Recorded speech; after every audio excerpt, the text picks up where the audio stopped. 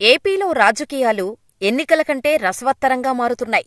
రోజుకొక ట్విస్టుతో, ఊహించని పరిణామాలతో ఏపీ పాలిటిక్స్ టర్న్ అవుతున్నాయి. ఓ పక్క జనసేన, టీడీపీ మధ్య ట్విట్టర్ వార్ జరుగుతోంది. లోకేష్ వర్సెస్ పవన్ అన్నట్టు ఫ్యాన్స్ వార్ మొదలుపెట్టారు.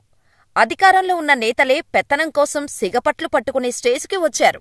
కానీ మాస్ ఫాలోయింగ్ ఉన్న జగన్ అధికారం కోల్పోయాక చడీచప్పుడు లేకుండా ఉండిపోవటంతో కేడర్ మొత్తం నిరాశలో మునిగిపోయింది. కాని గత నెలలో వరుసపెట్టి కార్యకర్తలు, పార్టీ పెద్దలతో మీటింగ్ పెట్టి జోష్ నింపారు జగన్.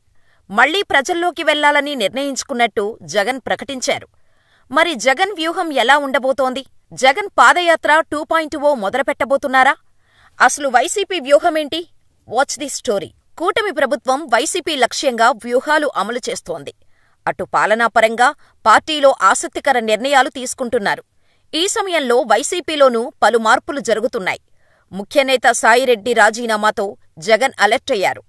ఈ నెల 3, 4 తేదీల్లో పార్టీ ముఖ్యులతో కీలక సమావేశం ఏర్పాటు చేశారు. మళ్లీ మొదటి నుంచి మొదలుపెడదామని జగన్ పిలుపునిచ్చారు. దీంతో వింటేజ్ వైసీపీ చూస్తామని అనుకున్నారు అంతా. కానీ సడన్ గా విజయసాయిరెడ్డి పార్టీకి రిజైన్ చేయటంతో పాటుగా ఎంపీ సభ్యత్వానికి రాజీనామా చేశారు. పూర్తిగా రాజకీయాల నుంచి తప్పుకుంటున్నట్టు ఆయన ప్రకటించారు. ఈ వార్త తెలుగు రాష్ట్రాల్లో పెద్ద సంచలనానికి కారణమైంది. ముఖ్యంగా వైఎస్సార్ కాంగ్రెస్ పార్టీకి విజయసాయిరెడ్డి రాజీనామా పెద్ద షాక్ అనే చెప్పాలి. జగన్ తర్వాత నెంబర్ 2గా ఉన్నారు విజయసాయిరెడ్డి. వైఎస్ ఫ్యామిలీతో 4 దశాబ్దాల అనుబంధం ఉంది. అలాంటి వ్యక్తి పార్టీని వీడటం వైసీపీ నేతలను దిగ్భ్రాంతికి గురిచేసింది. వైఎస్ ఫ్యామిలీతో విజయసాయిరెడ్డికి రాజారెడ్డి కాలం నుంచి అనుబంధం ఉంది. వాళ్ల కంపెనీల వ్యక్తిగత ఆడిటర్గా విజయసాయిరెడ్డి పనిచేస్తున్నారు. వైఎస్సార్ మరణానంతరం నమోదైన కేసుల్లో విజయసాయిరెడ్డి జగన్తో పాటు జైలుకు కూడా వెళ్లివచ్చారు. ఆ తర్వాత జగన్ ఆయన్ను రాజ్యసభకు పంపించారు. ఢిల్లీలో చక్రం తిప్పే అవకాశం కల్పించారు. వైఎస్ హయాం నుంచి విజయసాయిరెడ్డి పలు అవినీతి, అక్రమాలకు పాల్పడినట్టు ఆరోపణలు ఉన్నాయి. పదుల సంఖ్యలో కేసులు ఆయనపై నమోదయ్యాయి. తమపై నమోదైన కేసుల విచారణ ముందుకు సాగకుండా అడ్డుకోవటంలో జగన్, విజయసాయిరెడ్డి సక్సెస్ అయ్యారు. అయితే ఇప్పుడు కూటమి ప్రభుత్వం అధికారంలోకి వచ్చాక కేసులు ముందుకు కదులుతున్నాయి. ముఖ్యంగా కాకినాడ పోర్టులో విజయసాయిరెడ్డి బెదిరింపులు, విశాఖలో భూ అక్రమాలు, దేవాదాయ శాఖ అధికారినితో అక్రమ సంబంధం ఆరోపణలు లాంటివి విజయసాయిని ఇరుకున పెట్టాయి.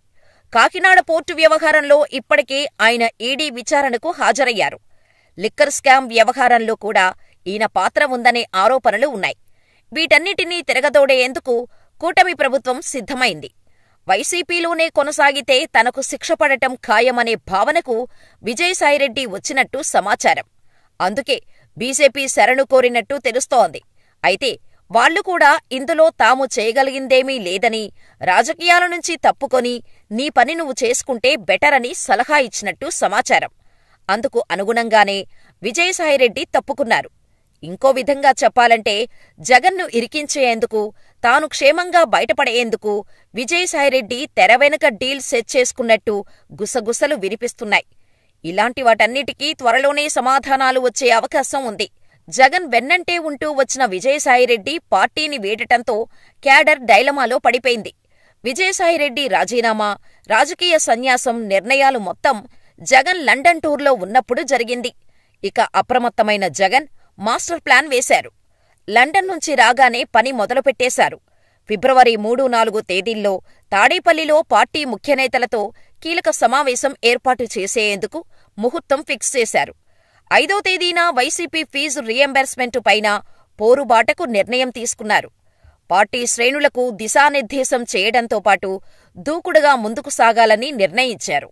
ఇక నుంచి ప్రజాక్షేత్రంలో తేల్చుకోవాలని జగన్ భావిస్తున్నారు.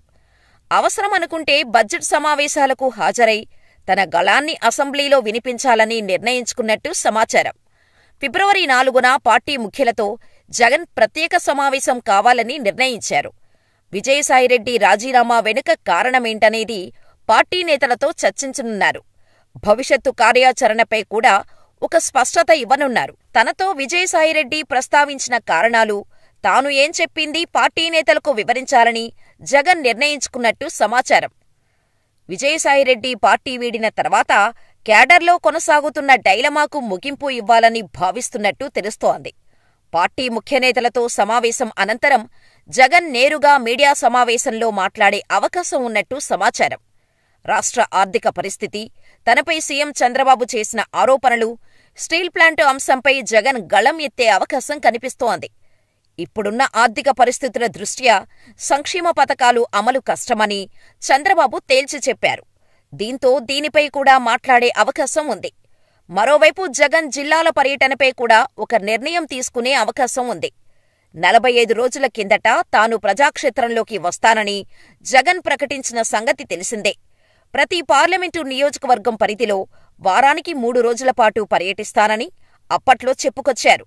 ఇప్పుడు ఆ మాటను నిజం చేయబోతున్నట్టే కనిపిస్తోంది. అలాగే అసెంబ్లీ సమావేశాలకు జగన్ హాజరయ్యే ఛాన్స్ కనిపిస్తోంది. తన వాదనలు వినిపించేందుకు ఇదే సరైన సమయం అని భావిస్తున్నట్టు తెలుస్తోంది. అసెంబ్లీ నుంచి నేరుగా జిల్లాల పర్యటనలకు సిద్ధపడితే ప్రజల నుంచి విశేష స్పందన వచ్చే పరిస్థితి ఉంటుందని అంచనా వేస్తున్నట్టు సమాచారం. సూపర్ 6 హామీలపై చంద్రబాబు మాట మార్చటం, దావోస్ నుంచి ఎటువంటి పెట్టుబడులు తీసుకురావటంపై జగన్ స్పందించే అవకాశం ఉంది. పార్టీ నుంచి ఎంతమంది నేతలు బయటకు వెళ్లిపోయినా ఉన్నవారితోనే రాజకీయాలు చేయాలని జగన్ సిద్ధపడుతున్నట్టు తెలుస్తోంది. మొత్తానికి జగన్ తాడో పేడో తేల్చుకునేందుకు సిద్ధమైనట్టు కనిపిస్తోంది. ఒకవేళ జగన్ మళ్లీ ప్రజల్లోకి వస్తే మరో పాదయాత్రకు సిద్ధపడినట్టే అని అందరూ అంటున్నారు. మరి పాదయాత్ర 2.0 ఉంటుందో లేదో జగనే తేల్చాలి.